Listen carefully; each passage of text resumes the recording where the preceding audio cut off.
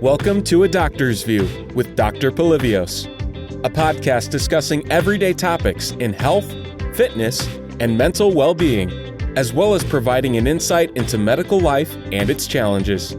Please note that all opinions of the host and guests should not replace advice from your own doctor.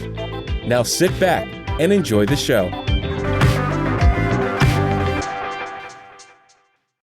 Hello everyone, welcome to Doctor's View. I hope you're all safe and well, and I'm sure like me you've all had enough of the news and all the depressing things that are going on in the world. So to help take our minds off things, this week I have a unique guest on the show, and she's one of the very few guests I've had on the show who I've actually met before starting the podcast. Her name is Lauren. She's an intensive care nurse whose main hobby and lifestyle outside of the hospital is not one you'd normally associate with a nurse. From an amateur gym goer, Lauren made the jump to not only go into professional bodybuilding, but actually won her first competition. So she's joined us on the show today to share her story. Hi, Lauren. How are you?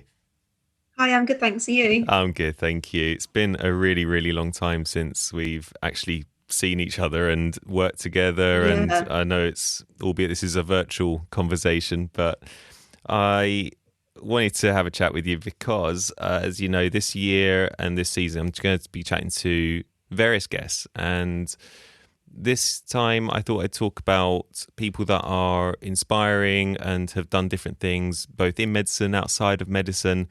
And You've had quite an extraordinary few years with regards to what you do outside of medicine. And you are a nurse in ITU, and you decided to go into bodybuilding, which is quite such a far cry from nursing in the standard scheme of things. So I have to ask why and how and what was this journey? How did it start? So it first started I just started training at the gym really, and I just enjoyed it.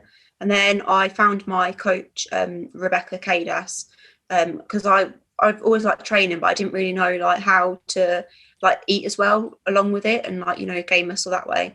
So I messaged her and started working with her, and originally did a bit of a cut because I was going on holiday. But when I was doing the cut, I lost about a stone with her before I went away on holiday. And then quite a few people started asking me at the gym, am I doing a competition? And I'd obviously seen other people at the gym that got themselves into competition shape kind of thing. But I never really thought that I'd be good enough to do it. So my coach, she used to compete herself. She did figure.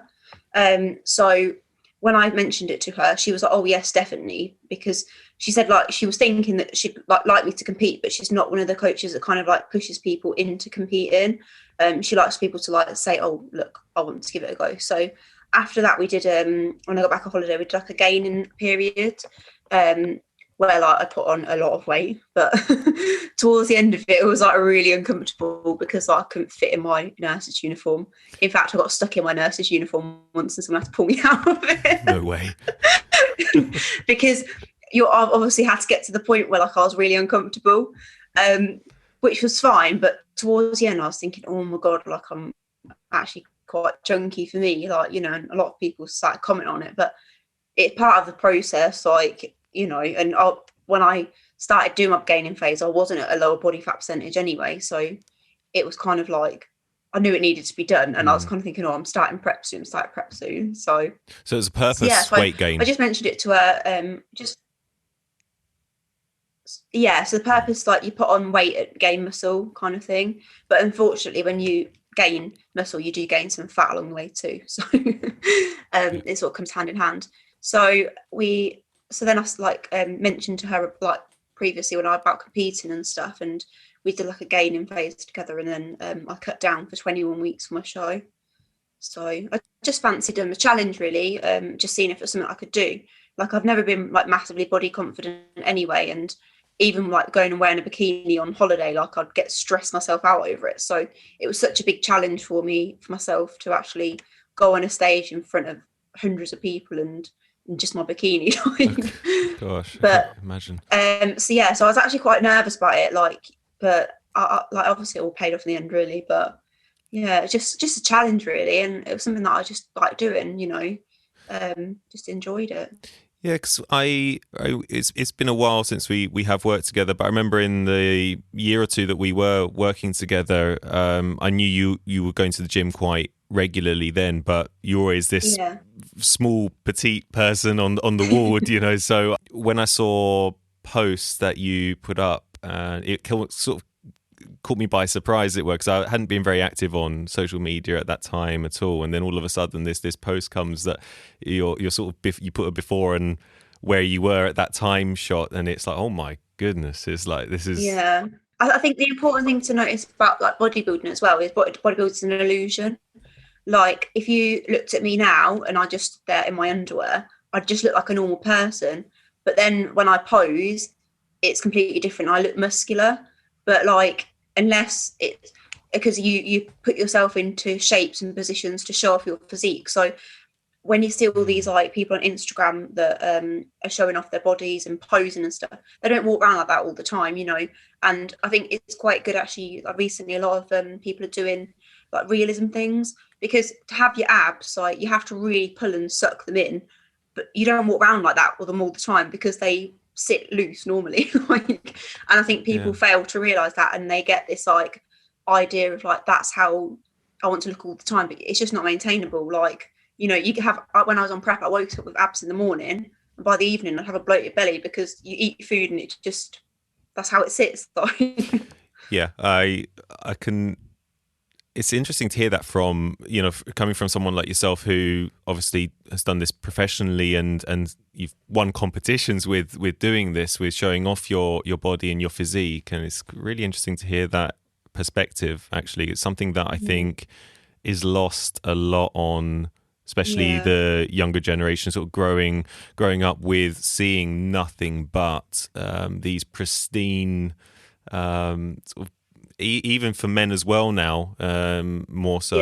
It's becoming worse and worse. I see it on Instagram as well, and even in film and on television, you see these incredible physiques that people have, and you're just thinking, my goodness, it makes you feel quite insecure in a way, actually. And it's only when you do realize, and I have seen some of these posts, the Instagram versus reality posts, and I do encourage anyone to actually have a look on them. There's loads and loads of them on YouTube and online, and the difference is staggering, between the, not just the editing, but like you're saying, the poses and everything that people do.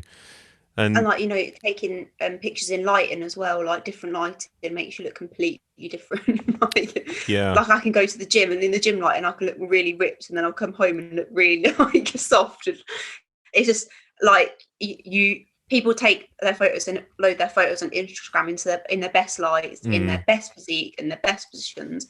And I think that's what people don't realise sometimes. And like people might have a photo shoot and cut down for that photo shoot for 12, 13, 14 weeks before it, and take loads of photos and be uploading them all the time.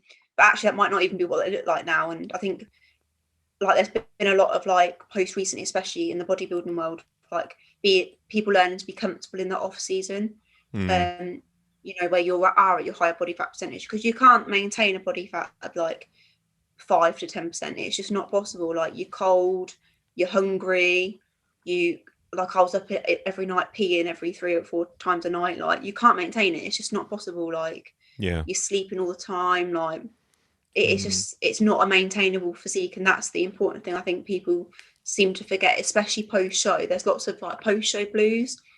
And for me, like last year when I was post show, it was quite hard for me because I'd gone down to this really skinny person with all these like lines and veins and definition. And then I'd gone back to being like a normal physique, and I just couldn't control myself post show. Like as soon as I finished my show, I just ate and ate and ate. Like I actually went away on holiday the day after my show with my family. I was there for 4 days and I gained 9 pounds. Like most of it was water, but like that's how quickly like you gain the weight back, because your body needs it. Like I dread to think what my bloods were at that point. Like, I was even healthier. Can imagine. Yeah, imagine your creatine kinase, all these things, all the renal functions. It would be a refeeding syndrome. Yeah, never thought about that actually, but I can imagine, because I'm guessing also you gain the weight quite quickly because you've essentially starved yourself a little bit, or made yourself dehydrated before the show as well. So you're at your lowest weight, as it were, just before the show, and then all of a because in sudden, your last week you kind of lose about 3 or 4 pounds like in a week because you deplete your carbs right down. So I was quite lean, but I had 50 grams of carbs a day for 3 or 4 days before my show. So that's not a lot at all. So you lose all your water and everything. And then the day or two before you carb up. So I ate absolutely loads like of carbs. And I remember the night before my show, my tummy was out like proper out here, like, and I was so bloated because I just wasn't used to it. And I thought, oh my God, I've really messed up here. Like, what's going on? And I woke up in the morning and I was like so full because you have to like shift it into your muscles kind of thing, you know. gosh. And it was an interesting process, but yeah, would you dehydrate yourself as well? Before the show, I was drinking about 5 litres a day. Okay, so no. 5 days before. Okay. No. Yeah. But like, I think sometimes it's very different. Like, different coaches prep people in different ways.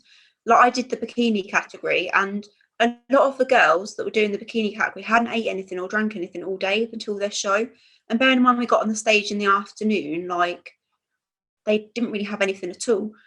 But like, my coach was very different. Like, you know, she fed me. I had water with every meal. Like, I was constantly eating like before my show. And I think that really reflected because I looked so much fuller. And I think sometimes, like, she said that lots of coaches and stuff feel the need to deplete bikini girls right down and not, like, you know, give them any food, but it doesn't make them look full or anything. So when I went onto the stage, I was actually worrying I was in the wrong category because a lot of the girls there wasn't very muscular compared to me. But I think it was just purely because they hadn't ate anything, so their muscles aren't going to be full because they've not got the glycogen and stuff. So, and with the actual diet-wise, what was it consisting of mainly? So my diet kind of varied. A lot of my carbs were based around my training. So like on a training day, I'd probably have like some eggs and something in the morning. Then I might have like a yogurt and some dark chocolate. And then I'm trying to think about what I had now. I'd have chicken and potato meal. And then pre-training, I'd have like some oats and raisins, that kind of thing. Mm-hmm. And then after training, I used to have Cocoa Pops and a protein shake. Then on my non-training days, it was more about having high fats. So I'd have like avocado. What else did I have? Philadelphia cheese, that kind of stuff. So it was very, very different. I'd actually have like on my non-training days, my carbs would be more spread out. But on my training days, it'd all be around my training. And especially being a nurse, that was actually something quite difficult on training days at work because I'd have no carbs in the day till my last meal in the evening if I was training in the evening. So like I'd probably get to 5 o'clock in the evening. I haven't ate a single carb. Wow. You know, and I've done a 12-hour shift, like, but on my non-training days, like, I found it easier at work because I had like a steady of carbs throughout the day. But so that was quite difficult. It wasn't a case of I can imagine, but it wasn't a case of cutting carbs out completely, which I think is something that a lot of people may have a misconception of when you want to go into that. Like, in fact, when I first started with Rebecca Kadas, like, I actually was doing a keto diet where it was a high fat diet and no carbs, and I just couldn't stick to it. It was so unmaintainable. And I think people often think these carbs are the devil, like, you know, carbs make you fat, but they don't. They're your energy source. And, you know, to lose weight, you've just got to be in a calorie deficit. It's not really like difficult. You've just got to work out how much calories your expenditure is. And like, if you're doing some exercise, then you can add on top of that and then work out how much you should be eating. But people seem to do all these fad diets and they might work, you know, they might be brilliant and for certain people to follow, but it is a lot simpler than what people think to lose weight. You know, I lost like a pound a week, which is healthy, but people often think they need to lose about like 5 or 6 pounds a week to, like, you know, for the journey, but it can't maintain it. And often if you lose weight that quickly, you're not going to keep it off because as soon as you start eating normally again, you're just going to put it back on. That's why I kind of like annoy me when these fans, like celebs and stuff, promote all these boom bods and skinny teas, because they're just completely unrealistic. Like, I think a lot of them are laxatives as well, actually, in I mean, disguise. like, people just need to actually have a bit more education around like losing weight and stuff. And it makes me feel quite sad, really, that people just like that everyone wants a quick fix. But at the end of the day, like when I did my gaining period, I'd put on like say about nearly 1.5 stone, but it took me like, let's say 6-7 months to put on 1.5 stone. So you can't be expecting to lose 1.5 stone in 2 weeks, because it took you 6 months to gain it.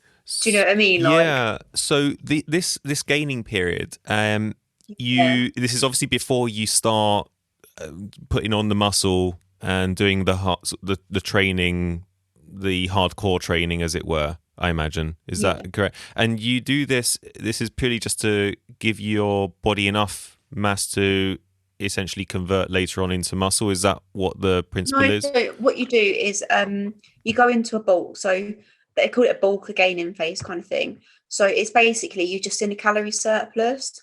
So you work out what your body burns a day, and then you eat 200 more calories, 200-300 more calories. So it's not a massive increase in food, but you're eating more, because you can gain some muscle when you're in a calorie deficit, only slight amount, or a maintenance calorie, but you need to be in, you need the carbs to be able to give you the energy to gain the muscle. So as you eat more carbs, you do gradually, and you get your proteins right and stuff, you do gradually gain more muscle. But a lot of it does come down to like training in the gym as well. You need to train in the gym properly and train to failure, and like push yourself kind of thing. I see. To like build muscle, and it's painful to begin with when you start training in the gym. Like some of my, Jesus Christ, like sometimes my legs are killing me. Like, and how was your gym routine, as it were? Because I can imagine, how did you balance between working 12, 13-hour shifts that we would work and still do, to then going into the gym? Did you go before work? Did you go after work? Was it what was on prep, or just even the whole thing, just leading up to the event and those few months? And so it depends, really. It depends on what shift I was on, but mostly I tended to go after work.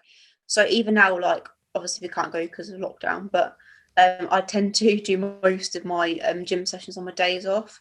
But then I'll try and plan them so that if I'm on, say, like 2 days in a row, one of the days I'll have as a rest day. Okay. And then the second day I'll go to the gym, because then I can be there. I'm not going to rush to get back to get some sleep for work kind of thing. And that's kind of what I did like that in my prep as well. But sometimes, because of like, I didn't want to train too many together and stuff, sometimes I did actually have to go in the morning before work, which was getting up at 4:30 to go to the gym in the morning was tough going, but did it. And what about night shifts? I would get up and go after my night when I've had my sleep. Ooh. So I'd come home, have my sleep, and then go to the gym. Because like I tried to do it straight after my night shift. And I remember being in the gym once, and I just sat there on the bench trying to train, and my eyes were like, I just need some sleep. But like when I was in prep, it was a bit more difficult, because I had to do some fasted cardio kind of thing. So sometimes I had to get up after a night shift, go and do my fasted cardio, come back home, eat, and then go back and train. So that obviously like impacted on how much sleep I could get. So it was tough going. In terms of actually when you were at the gym, and so you just started out, you had this, because as we said, you were going to the gym quite regularly before then, just as a keep fit, staying active, something to do outside of work as well. Then you decided you wanted to do this with the help of your coach. How did you start the program in terms of what do you do weights wise? Someone like me, I must admit, I've never really been to a gym. I've used a treadmill. I tend to do any exercise at home or go for a run or something like that.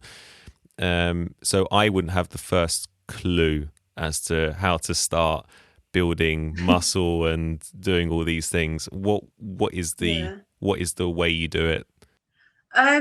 So before I actually started training my coach, I kind of used to watch a lot of Instagram videos and a couple of girls on Instagram. Like I actually used to watch my coach, like, you know, because she posted workout videos and stuff. So then I'd go and recreate it in the gym myself. There's a few of the girls that I used to watch, like Emily Sky. She's in Australia. She used to post out like workout videos and stuff like that. So I used to follow some of them. Then I did start having personal training with someone in the gym, so I could like get my form and kind of thing. But it's just about like knowing what to do, but it's doing things with good form as well. And quite often, like people, when they first go to the gym, they just want to be lifting like the heaviest amount of weight they can, but they're not doing it in the correct way. They're not even activating the muscles. And I think that's something that I've learned over the last like two years or so, really, was actually like engaging the muscles, because anybody can do a movement, but it's actually using the muscles to do the movement that actually makes you put on the muscle kind of thing. And you can make things so much harder just by slowing things down. But often you'll see people like doing a set as quick as they can, but actually if you just slow it down and squeeze, like, you know, you can make that load harder. And I think people quite often to add weight onto things and just think, oh, I've got to be lifting as heavy as possible to, you know, gain muscle and get big kind of thing. But actually you don't need to do that, you know. But at the end of the day, everything's worked differently for everyone, and I think that's the important thing to know. Like, you know, you could be watching someone on Instagram doing 3 sets of 12 and 3 sets of 10 or 4 sets of 8, do you know what I mean? But it's what works for you. And, you know, like their 3 sets of 12, like if you just do 12 but they're quite easy, you might not be like gaining the amount of muscle that you need to, because your body might have worked better if you did 15 kind of thing. So it's like, it's all about finding what works for you, really. Like, and like with my coach, she sets my program. So like before that, she's got her own like coaching page kind of thing. So if I'm unsure of what anything is that I need to do, I'll go and check out and have a little look at the video kind of thing. And then like I'll go and do it in the gym kind of thing. So the first week of my plan, I tend to like try and get my form right, get the real connection with the muscles, and then the week after, like put on some more weight onto it and stuff and push myself. Do you know what I mean? Because like sometimes like when you've not done a movement before, you've got to figure out how to do it properly. It's just not worth it. For me, it isn't anyway. You know, if I injure my back or something with work and stuff, like I'd be done it. Like, Yeah, of course, actually, because it's something that's not really very well spoken about, but sometimes the jobs we do, be it in ITU, be it in theatres, it can be quite laborious in terms of manual labour, in moving patients, pushing beds and all these things, and you don't realise that sometimes you can really injure your back quite easily. And there's a lot of people that work in the hospitals always with chronic back pain. I think that's the number one thing that people complain of, at least anecdotally, at least in the NHS. I think, you know, I've definitely had back pain in the past when I was taking blood lots for people, you know, always bending down to take it. Really does. You and back pain is actually the number one reason people are off sick in the NHS as well. It actually is it? Okay. I had a feeling it would be, but it is, it's a good point, actually. So you had to be quite careful as well, just to make sure you don't injure yourself. Yeah, like, you know, I didn't want to injure myself. And, you know, people, like, one thing I have found in nursing, people are getting heavier. You know, people aren't as small as what they used to be, and, you know, people are quite big nowadays when they come into hospital. And I think only recently with this whole coronavirus thing, people have actually realised that being overweight isn't actually good for you. Like, and I think people, like, you know, there's this big drive now, isn't there, that Boris has like introduced, oh, we need to like, people need to like lose weight and stuff. But that's something that's always been known, you know, that it's put more pressure on your organs and stuff. And, you know, Yeah. especially in my family, like my nan, she's not with us anymore, but she was quite large, and so is my auntie. So in my head, that was something that I was always worrying about, like, because people say, oh, sometimes you can get that gene. So I've always been very conscious of keeping myself in shape and eating right, because I didn't want to be unhealthy kind of thing. Yeah, of course.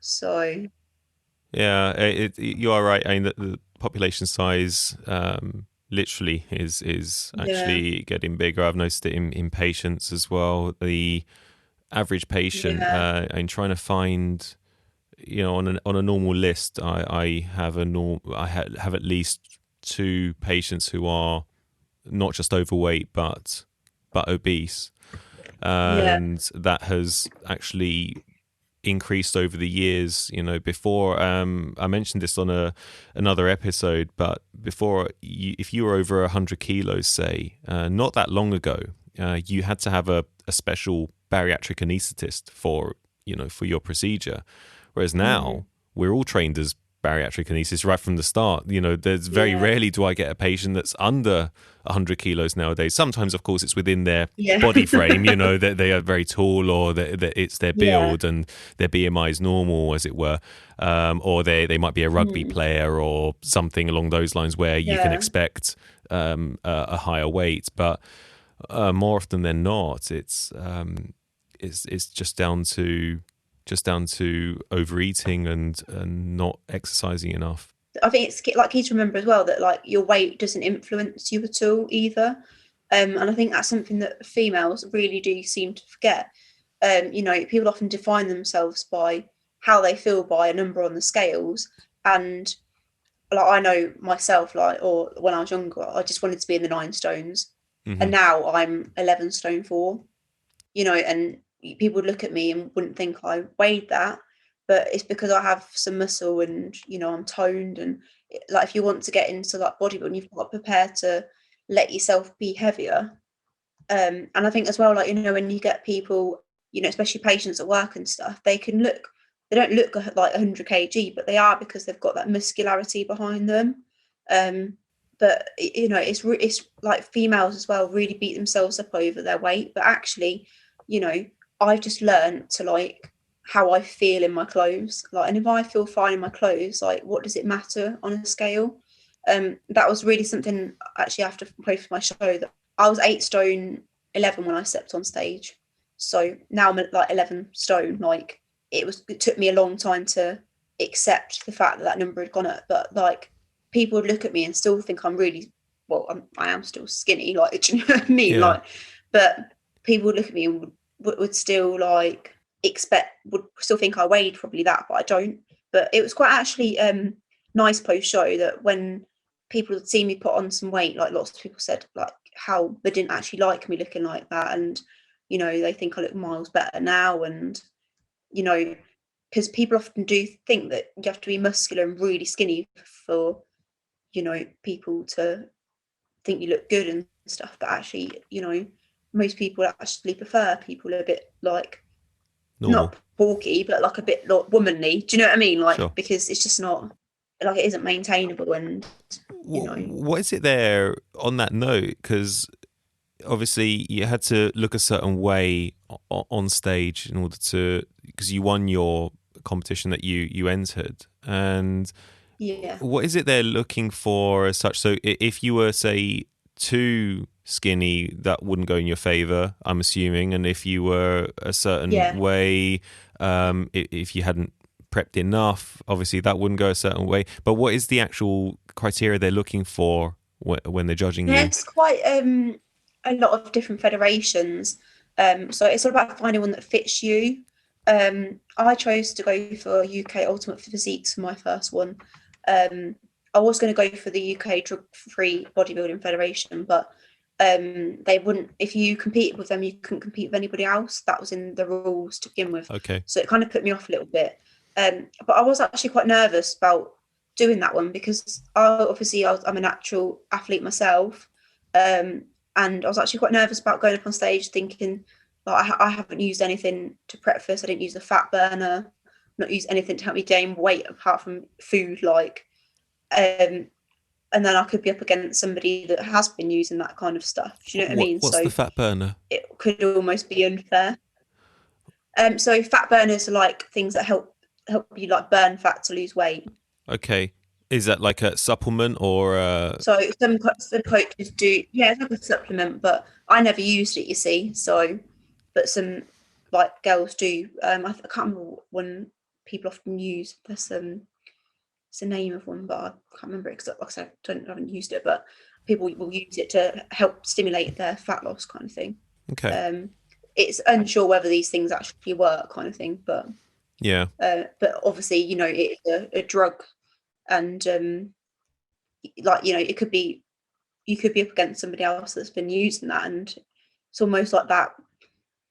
That's why I kind of wanted to do the drug-free one to begin with, because then I knew it was like a level playing ground. You know what I mean? Yeah, Like, of course. It also must but make you feel a lot better when you do succeed in that because you've done it yeah, yourself. but like they have different criteria, so it's different for each like category. There's quite a lot of different categories. So with women, there's bikini, and then you have bikini trained, and then you have figure, toned figure, and athletic figure, and athletic bikini as well. So you've got to get the balance right. So athletic bikini is quite like, and figure is very, very lean, like striations. You can really see the definitions between all your different muscles in your legs and arms, that kind of thing. And then as you go down, like, you're not supposed to be as ripped as kind of thing. So with bikini, it's all about having a healthy physique. So obviously you want to be lean, but you don't want to be like majorly lean that you can see all of your lines, kind of thing, because it's what we won't go in your favor, kind of thing, because it makes you look too skinny and too scrawny. So it's actually I did watch some things on Instagram and stuff, and actually lots of people say that people that compete in bikini can be the hardest to prep, because it's about getting that balance right, and it's really difficult to get that balance right. And like, you can either bring someone in too soft or too hard or too full or too lean, like. So it's about getting, so sometimes, like, you know, even when you watch some of the professional bikini athletes and stuff, like, you know, they might not place one weekend, but then do something different that week and then place the week after.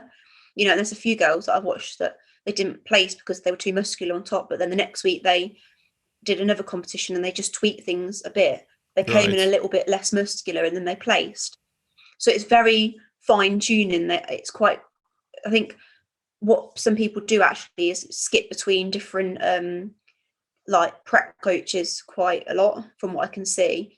And it's about working with your own coach, because, you know, they know your body, like, and every prep's going to be different Yeah. and stuff. So, but yeah, it's quite difficult to get that balance. Yeah, I can imagine. And it must have been, how long was the whole journey, as it were, from I want to do this to actually entering the competition and winning it? So I kind of decided in July, but I'd been training for a little bit before, about a year or two before then, too, anyway. So I decided in the July that I wanted to do it, and then we started a gaining phase in September, and then I started cutting in March, April, and then I competed in October. Okay, so just over a year then, isn't it? So it's about a year, Yeah, 2, 3 but months. I Okay. already had some base muscle anyway, Yeah. like before anyway. So And from someone just starting, okay, so you know me. Obviously, I'm not a very muscular person, and so I have a normal BMI, but you know, of about 21, 22, something along those lines. How long would it take someone like me, for example? it's really, really difficult to say, because there's so many different factors. and like it all depends on how well your body can gain muscle as well. Okay. Some people, you know, natural athletes will gain muscle very quickly, and other people, like for me, it takes me a lot to like put on muscle, like, and to see any changes. And that I'll be consistent and stick to my diet and stick to my training and push myself. But it varies between some people. Like you can see some people's transformations like in a year, and like they'd have gained loads of muscle in the year because their body just naturally can do it. But not everybody's like that. So it's really difficult to say that until you actually start training. But you know, Yeah. it takes time to see changes, and it's one of the things you have to stick with, you have to be consistent with to I, actually see them changes. I think that's actually what you just said. It's quite important, I think, in a lot of things we do in life. But I can imagine this being one of those times where you've got to. A lot of people give up after a very short time because they don't see any progress. I've heard that a lot, and in actual fact, I've experienced that myself in terms of. Remember once I was running for something, you know, training in terms of cardiovascular for something, and I wasn't improving. I was going, but I didn't stick to it. And then another time I did it. I did stick to it, and I did notice improvements every time. You know, albeit by 10 seconds better time or 20 seconds, and then slowly it did build up to the point where I became quite good. And so it must be really hard just to keep that motivation going when you're doing all this work. You're waking up early, you're eating this type of food, you're doing these routines, and then you go home and you're like, oh, I look the same, or, you know, nothing's changed. Yeah, I think that's like quite an important thing. Like when I like used to train myself, like I never really was into taking photos. And when I started training my coach, she wanted me to check in. I used to check in once a month, now I check in once a week. Taking like pictures and stuff, like, because you don't see it in yourself, like, and it's really hard. Like other people see it in that you've gained muscle and you look different, but it's very difficult to see that in yourself. So, like, you know, I have like photos on my phone of when I check in every week, and I'll go into the gym, and in the changing room I'll take some photos of my back in there. Just I don't share a couple of them on social media, but not a lot. Like, you know, just a little glimpse because people are interested. But they're just for my own looking at, and you can actually like look at them and see, oh, actually I have made some changes. Like, because it is really difficult to see that, and once you actually see the pictures side by side, and I think that's one of the important things that I did with my prep. Like, I kept comparing my photos all the time, and it was amazing the difference, like from my first one to the end, of how much I'd changed. But it's hard to see it in yourself, like, because I remember that, like, being 2 weeks out before my show, thinking I'm not lean enough, and then I looked at my pictures, like, and I thought, oh my god, like, but I didn't look like that. When I looked down, I still looked, in my head, I still look the same as before I started my prep. Like, do you know what I mean? Like, because you don't like I said, notice all to do with posing and illusions. You know, you don't walk around in that pose all day. Like, if you could, it'd be great because you'd look great. But you know, when you're relaxed, it's very different. Like, you know. Yeah, I still think hearing that, you know, from someone like yourself is just, it is quite an important thing that we do forget, actually, that whole, you know, you're never holding this pose all the time, and you've got you know, all the lighting and everything, and yeah, you don't realize how much of a thing that plays a part. Obviously you've got to do the prep work, of course, you know, in order to do that, but it does go to show that when people are trying to sort of obtain this really essentially unobtainable thing, because they're expecting to be like that during their normal everyday life, which, as you're saying, is not going to happen, you know. And No. I on that note, I know you said right at the beginning that you're always a little bit insecure with regards to taking photos and things like that. How did you go from that insecurity to then going, do you know what, I'm going to be on stage in front of all these people, you know, literally in just showing off my physique and my body? It was actually that was actually the biggest challenge of it all for me, and that was actually the hardest thing.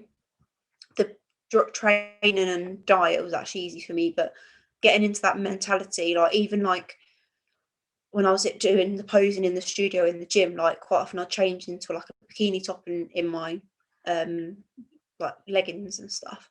And the fear of somebody seeing me in that, like, or walking in, like, would terrify me. And I remember before my show, I actually took my bikini to change in late at night in the studio because there's not many people there at that time. And I remember actually posing in there and somebody walking in, and I was absolutely terrified, like them coming in, and because I was like in my bikini in this studio. Like I was obviously very lean because I was only a week out, but I needed to do my routine in there to see. But it was actually like very like I don't even know how I did it, to be honest, because like I've always been very insecure of people seeing me like that. Like, and even on my show day, like it took me forever to get changed into my bikini. It took me a long time. And my mum helped me get changed as well. I said, Mum, I need to put it on now because I need to get used to wearing it. And I think it as well because like it's more like a thong thing, so your bum's out. And like in puberty, like I got stretch marks, so I'd have stretch marks on the back of my legs and stuff. Have always made me quite insecure about people seeing my legs. Like years ago, I didn't care, like when I had shorts on nights out and stuff. But as I've got older, it's something that, you know, it's not that I've always hated. So I had to actually put my bikini on. I put it on an hour or two before my show, and everybody else already walking around in theirs, and like people had done it before and stuff. And actually, it was quite difficult for me to, I don't know, like actually do that. And I still like remember going backstage and I was in my bikini and oh God, I was like worrying about like the guys there seeing me because I didn't know them. And when I went on stage, I was petrified. Like my legs were shaking. When I first time I walk. In fact, when I first walked out and went to the centre bit, I went into my side pose and nearly fell forward. Like literally, I remember being like, "Oh my God!" But I just had to like pull it together. And then when I came off, like lots of people were really surprised at how I looked, and you know, some of the guys thought you had such a really good physique, like you know. And actually after that, I felt like a lot better about it, and like I was fine, kind of thing. But yeah, it was really difficult. And it's funny you should say that actually, because when we have to get tanned for the thing, like obviously it was my first competition. I had to get tanned, so I get given my tanning number. I was there by myself, like in like Milton Keynes, all by myself. And I remember getting called to go and get tanned. So I was assuming there'd be like a tanning booth, like just someone spraying me and just me by myself. And I walk around the corner and there's all the guys queuing out there and the girls there, and there's a girl and the guy one. And I walk in the girl one and everyone's just stood there naked. So I'm like, oh my God, I've got to get stripped naked in front of all of these people. Like literally. And everyone was in the same position, but like instantly, like I just stood there and this dread just come over me, and I was like, fucking hell. Like I was like, oh my God. But all the girls were so like comfortable because they'd all done it before, some of them. But I was like, what, do I have to get naked in front of everybody and get tanned? And I just remember laughing the whole time while I was getting tanned. I just literally couldn't stop laughing. Because I stood there and there was about 20 other girls like, all butt naked. Like, oh my God. And then after that, I texted my mum and dad saying, oh, I was so worried about going on stage in a bikini, but 20 girls you see me in the buff. Like,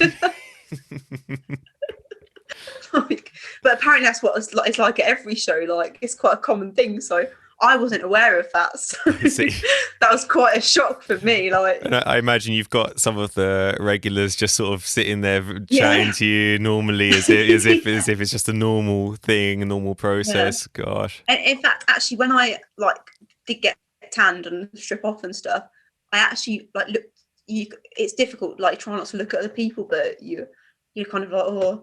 And I actually was like, oh my God, I'm actually so lean compared to a lot of the people here.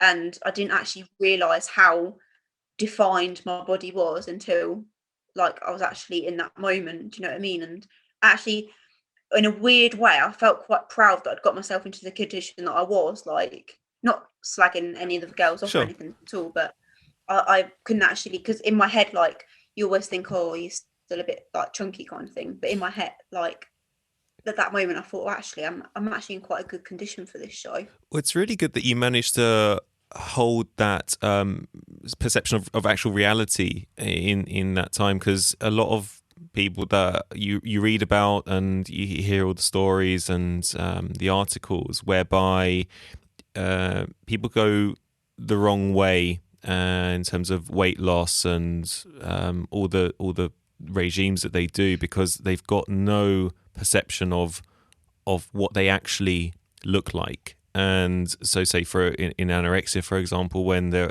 someone's always thinking that they are heavier than they are, they're seeing someone completely different in the mirror. Mm. It's really good that you managed to look at someone else and go, actually, do you know what? I look better, and that's quite that's quite a rare thing, I imagine, if you're in going down this path. Yeah, it is hard, like, to hold that perception, because you what you see and what other people see of you are two different things. So Yeah. like my coach was like, you're in such good shape, and I was thinking, God, I still look quite chunky. Do you know what I mean? But Yeah. like what you see and what somebody else sees are very different. Like, you know, even now, like I'm in my off season, I'm not obviously shredded. Like, you know, you can tell I train, kind of thing. Sure. But I don't like. I don't have any abs, like, and when I do have, they're only very faint, like, because I'm just enjoying my food this lockdown. Oh, I can imagine. But like, yeah, it's quite difficult, because some people are like, you look fantastic, like you look great, like, but in your head you don't feel that. And actually, I think if people listen to other people more, like, you know, I've got some very honest friends that would be like, yeah, that's too much, and even some of the girls at work, like, you know, they're quite honest, like, especially when I skin down. A few of them are like, God, you look terrible, you look dreadful, like, you're so much better. Like, do you know what I mean? But it's a process, isn't it? Yeah, I was just thinking, because we've obviously worked with the same people, and I'm just trying to picture in my head the people that would have said to you certain things. So yeah, even like when I put on weight, they were like, my God, like, when are you cutting down? Like, do you know what I mean? And like, bearing in mind, like, I was never like bigger than a size 10 or 12. No. Like, so like, it's quite funny. Like, and I think like people don't listen to what other people say of them, but it's good to have raw and honest people in your life, like, that are like, this is too much. Like my parents got to the point where, like, this is too much, like, and they got, this is too much when you put on too much weight, and this is too much, you're too skinny now, like. And at one point Dad says, like, you aren't going to lose any more weight, are you? Like, because people don't like seeing you like that. And looking back on pictures, like, my face is completely different, like, you know, I look so gaunt, like.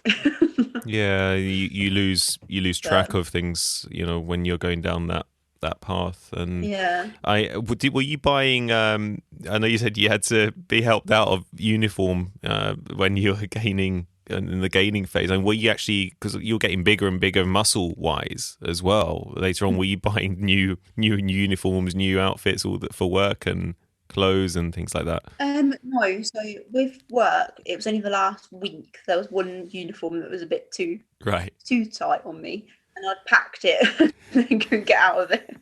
But it was mainly because my arms, I felt like I was suffocating. God love Ashlyn, bless her, she helped pull me out of it. And then Ben mine went and got me a set of scrubs.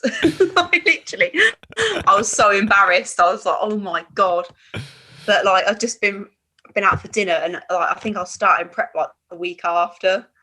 So I knew, like, I was near prep time, but then I was feeling quite self-conscious because I've never been pulled out of my work uniform before. Like, but with my clothes and stuff, I just, towards the end, I was a bit uncomfortable in jeans. And so I just like wore leggings and stuff. Like, I didn't look fat, do you know what I mean? But for me, I was feeling a bit like chubs, like, do you know what I mean? So fair enough. And well, it definitely all paid off in the end, you know, in terms of the end goal, and saw you holding your trophy and everything. And it's quite an amazing thing what you managed to achieve in actually a relatively short space of time. And it was definitely a shock for me, because I remember you a certain way, then I left, and then all of a sudden it's like, okay. That's quite I think a lot of people were surprised as well. Like my mum and dad, to begin with, they were very surprised, or it was just a phase, you know what I mean? And like, even when I told them that I wanted to compete, and they were just like, okay, whatever makes you happy kind of thing. But they were like, my dad was like, God, I've got 2 sons and a daughter, and it's my daughter that's a bodybuilder. Like, what's going on here?